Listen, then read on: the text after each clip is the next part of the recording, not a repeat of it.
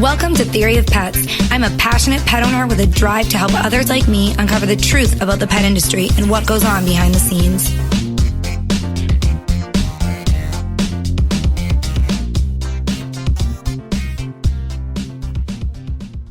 If you tuned into this podcast, you probably have a puppy or a senior pet or dog that you're working on house training, and you're looking for more information on pee pads. If you just happen to be listening to Theory of Pets or random podcasts and you've stumbled upon this one, it may seem like a strange topic to discuss. A lot of people think pee pads are all the same. That actually couldn't be further from the truth. There are different sizes, different styles. There are disposable and reusable pee pads. They're made with different materials. There are pee pads made for different purposes, different types of dogs. So there's actually a lot that goes into selecting pee pads for your pet. And I also wanted to discuss pee pads because I think this is a dog product that really kind of gets pushed to the side that can actually be a really great tool for a lot of pet owners. They get this stigma. People think that, if they use pee pads with their dogs, it's kind of the anti-house training device. It's teaching their dog to go in the house in a certain location.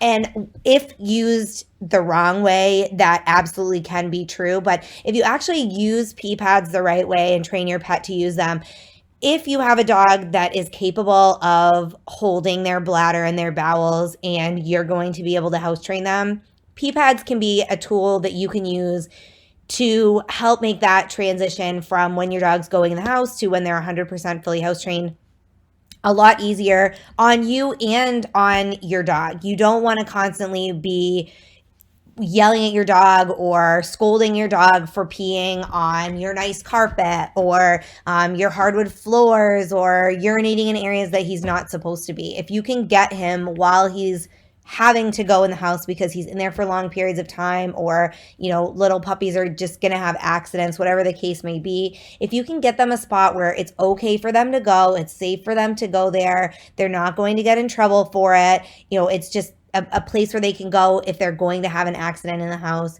That saves the shame on them. It saves the trouble and the hassle on you for the cleanup. It saves the odor and the smell getting down into your carpets, your furniture, wherever the accident might happen. So it really makes that part of training easier. Pee pads are also a godsend if you have a dog that, for whatever reason, can't get outside to go to the bathroom. Maybe you have a senior pet with mobility issues. Maybe you have a senior pet who has incontinence issues, or any dog that has incontinence issues. Sometimes those come up in younger dogs as well. It may be a case of where you live. Maybe you live in a high-rise building in the city and you can't get your dog right outside when, you notice that he's sniffing around for a place to go. By that time, it's too late because it's going to take you 15 minutes to get downstairs and get outside to a place where he can go to the bathroom.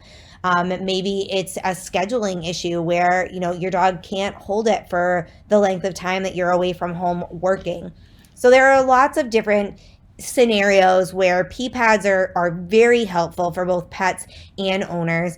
And today I was able to speak with my friend Lisa from Bark. They have created a new pee pad line recently that they've released, and they sent some to me to test out, which I've done on our website, topdogtips.com. You can see that review on those pee pads and kind of what makes them different from other products.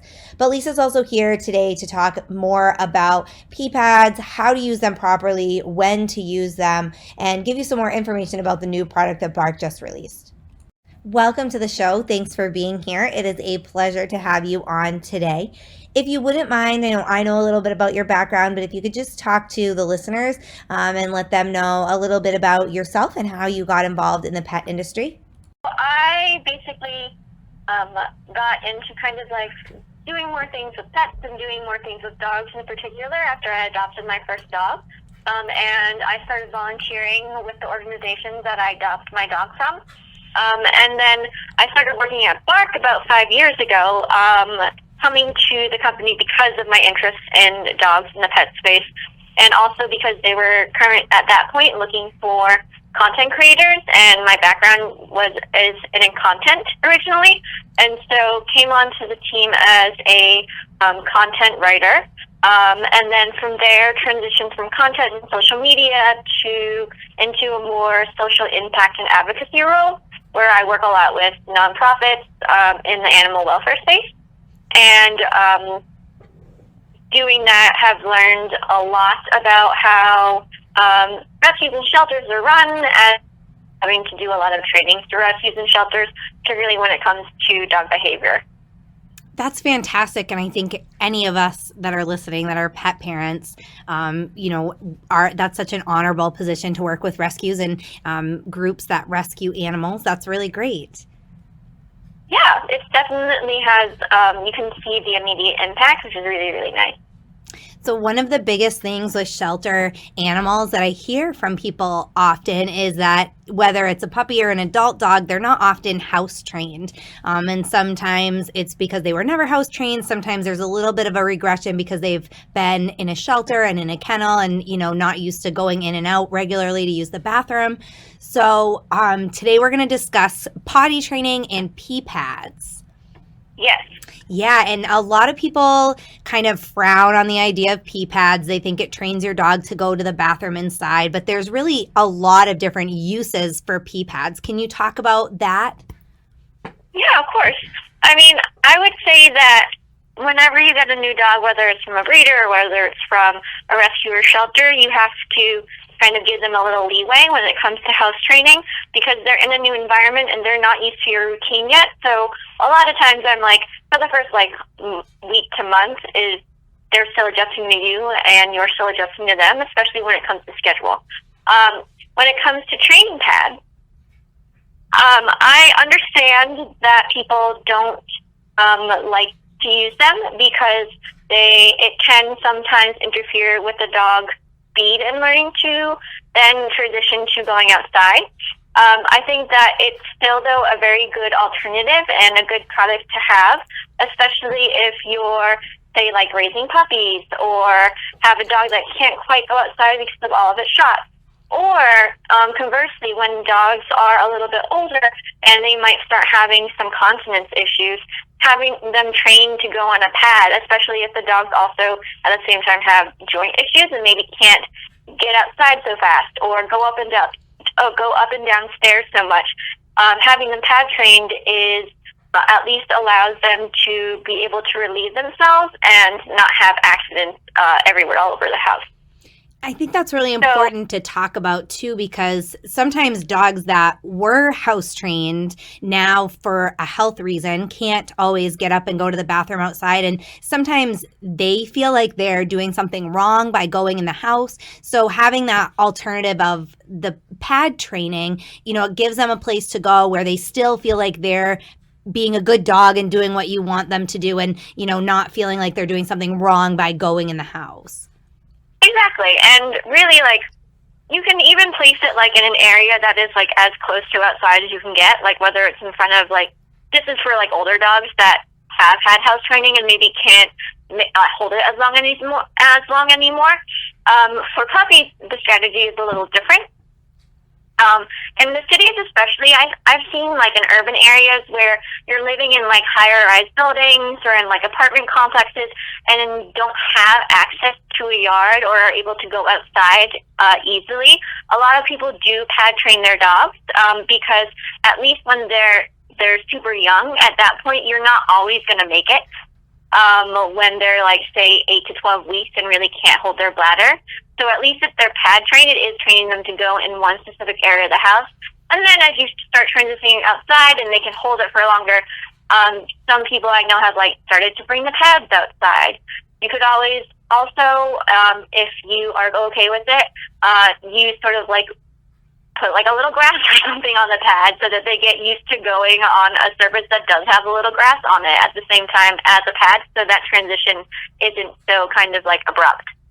Yeah, that's a great tip. And, putting a little dirt or grass, something that smells like outside, so they sort of get used to that before you just make them or expect them to go outside all the time. That's a really good tip. Yeah, and especially because, and when it comes to the city, at least, it's a very distracting environment. And so, and like usually when they get outside, they're just like, what is going on? So it can take a little bit for them to get it. And a lot of it is about timing, honestly. But, you know, it's kind of, to me, a good thing to have in your back pocket. I foster a lot of dogs, and pretty much all the puppies are pad trained, or we work on the pad training, just because we really do want, so not, first of all, not all of them go outside yet consistently because they don't have all of their shots. But I don't also want them going all over the house. And if I combine pad training with crate training, it teaches them at least when they're out of the crate, I let them out. It's still them coming out of their space to go to a certain place. Does that make sense? Yeah, absolutely. And, you know, you touched on, I think, the main reason that people will use pee pads to begin with. It saves your stuff, your floors, your furniture. You know, if you can have a pad, obviously we'll talk in a minute about some of the features of pads that you want to look for. But, you know, if you have a pad that's waterproof and it's not going to leak, you're not going to have to clean carpet. You don't have to worry about it leaking down into, you know, the padding underneath your carpet or the padding underneath your flooring, and just making that smell that we all know when, you know, a dog's gone to the bathroom in the house. Exactly. And I know like a lot of people don't consider it always kind of the best thing to have around the house, from like an aesthetic perspective, I would say. But I will say also, a pad is great for if your dog can't go outside yet because they are too young and you are training them to house train, at least you know exactly when they're going. Yeah, very you'll true. See it on the pad. Yeah, and, you know, it helps you get to know their schedule. I think people who haven't owned dogs before, that's kind of a big question that I get. And it depends on the particular dog and the size and the breed. But, you know, it helps you if you see that your dog's using the pad, say, every half an hour, or as they get older, maybe they can hold it for an hour and a half to 2 hours. You know, that will give you a little bit of a good idea of how to judge how often you should be taking them outdoors to use the bathroom. Exactly. And it can, like, at least, you can, like, and this is going to sound kind of gross, but as people who have dogs, they kind of get used to this really quickly, of being able to examine the contents of their eliminations and be like, why is that so colorless? Or, that it might be a worm in their poop, and be able to kind of like catch health reasons really quickly. Yeah, and that's important to note too if your dog has a health condition, or, you know, sometimes when they're sick, they might have diarrhea or other symptoms where it's helpful to have the pads around. But also dogs with chronic health conditions, sometimes, you know, like kidney disease, it can help you to keep track of how often they're going to the bathroom, what it looks like, you know, and help without having to follow them around outside and take samples all the time and all of that. Exactly. You get like a very quick visual of like exactly what it looks like. Yeah. And so obviously pee pads are not all made the same. I know a lot of people think when they're shopping, like one pee pad is going to be about the same as the other, but they're certainly not. What would you recommend people be looking for when they're shopping for a pee pad for their dogs? Well, first of all, I would say it highly depends on how big the dog is and how old the dog is. So first thing normally people look at is size. Like, is this a big dog or is this a smaller dog or a puppy? Another thing I tend to look for, just personally, is if they have like, I like the ones that have like activated carbon charcoal, and the ones that kind of like either have like an attractant or sort of a scent, a neutralizer, I would say, because it tends to cut down on the smell. The charcoal I think it is really like more absorbent at least, but that is not me from a scientific perspective saying it. That's just me from anecdotal perspective saying it. I also like ones that are non-slip. I don't always like the ones that have adhesive on the back, because sometimes the adhesives don't stick, and then sometimes the puppies decide to play tug of war with it, either way. And if it has like an adhesive on the bottom, sometimes it makes it more fun for them for some reason to play tug of war. I don't know why. It's just something they do. So that's why I like the ones that don't flip necessarily, but aren't necessarily going to be like sticking to your floor.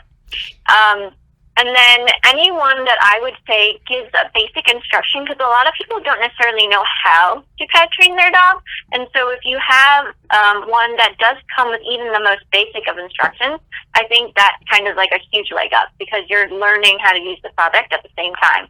For some reason, most pads come with no instructions. Absolutely. I agree. That's something, you find when you buy those big pee pad bulk packs. A lot of the times it's almost like little kids diapers. They're just in those plastic wrappers, and there's no instructions, no tips or anything like that. So I definitely would recommend that as well. And I don't have any scientific evidence either, but somebody who's used a lot of pee pads with many different dogs, certainly some kind of an odor absorber. If you're gone, like especially if you live in the city and you're using the pee pads because you're gone long hours or your dog can't get in and out all the time, that is really beneficial if it's going to be sitting there for a little while before you get to clean it up. Exactly. And yeah, I don't know what it is about the adhesive ones, but we never really had trouble with our dogs like chewing them or playing tug of war. But for some reason, it's almost like it was a challenge for them. They would kind of scratch at it to see if they could get it off the floor. Yeah. But then when they do flip it over and the adhesive comes up, the adhesive is stuck to their paws, and then they're pulling it. And we don't like those kind either. Yeah. I mean, I think, like, I know we make pads, and some of them do have, like, sticky tabs if you choose to use them, but you don't have to use them. So, I mean, like, I tend to not take the adhesives off to use it, because it's, like, one of those ones that you peel off. But I understand that some people might want to, like, really help their dog figure out this is the thing that I go on without it moving whatsoever. So I get why, like, they're made with them. Yeah, and I'm sure for people like older dogs, the adhesive isn't as attractive as it is to younger dogs and puppies. Exactly. So, like, for seniors, I think that's, like, a great thing to do. For sure. And so speaking of the products that you make, Bark, one of the things I love about Bark, you guys are always finding, I think because you're dog people and you do so much with rescues and pet organizations, you guys have information kind of coming in from these different sources. So you always seem to cater your products to the needs of pet owners. It's almost like I see some of your products and I just think, where has this been? Why has no one else come up with this, So you've done something a little bit different with pee pads. So tell us a little bit about them. So we have, our pee pads have a couple features. One is they actually put a pattern on the edges and on the back that is not terrible to look at. So it's not just like a plain color or just like this white square. It's kind of fun because, teaching your dog to go to the bathroom, in my opinion, in a proper area, it's fun. It should always be fun, or it should at least not be stressful for them. We have two types. One is charcoal, one is regular. They all have anti-slip adhesive, are very absorbent, and have a no-leak barrier. The charcoal one especially I like because it really does seem to absorb and does have less odor. They also come in various sizes, obviously, like a lot of other pads do, and have a pheromone attracted, which is really nice, so that like the dogs are going to smell it more and hopefully go to the bathroom there because they're more attracted to that smell. The thing that I really like about ours is that it does have a training guide, which is something that I worked with that team to develop because when other people will come to me when I was like trying to convert them to fostering, and so then they would foster a dog for the first time, and I would give them pads, and they would be like, so do I put these in the bathroom? Do I put just one in the middle of the room? And I was like, oh, okay, I need to take you through how you do this. So I think that the fact that it does have like a little training guide, and you can kind of like start marking when your dog goes down. I believe it comes with that. Because like when you're first house training a puppy, especially, really being able to mark how often your dog is going and being able to celebrate the wins is huge.